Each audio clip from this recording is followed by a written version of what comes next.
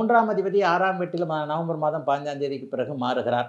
3ஆம் அதிபதி 6ஆம் வீட்டில் இருப்பது அப்போது சூரியன், புதன், சுக்கிரன் சூரியன், புதன், செவ்வாய் 3 பேருமே உச்சகுருவின் பார்வையில் இருப்பது போன்ற அமைப்புகள் எங்காவது ஒரு வகையில் ஒரு சுப செலவுகளுக்காவது கடன் வாங்கக்கூடிய தன்மைகளை சில நேரங்களில் வைக்கும்.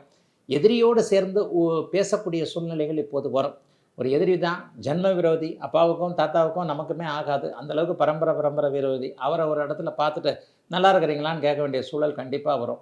ஒரே இடத்தில் எதிரியோடு இருக்க வேண்டிய சூழ்நிலைகள் வரும். அதை கூட ரொம்ப டேக்காக நல்ல விதமாக சமாளிப்பீங்க. ஒரு ஃபங்க்ஷன் போகிறீங்க, பக்கத்தில் உட்கார வேண்டி வரும். ஏதாவது ஒரு விதத்தில் நாசுக்காக ஒரு எதிரியோடு இருக்கக்கூடிய தன்மை, அதனால் ஏற்படக்கூடிய சற்று சில மனக்கணக்கங்கள், அது போன்ற அமைப்புகளும் இப்போது கண்டிப்பாக இந்த மாதத்தில் ஏதாவது ஒரு 10 நாள் 5 நாள் நடந்தே தீரும்.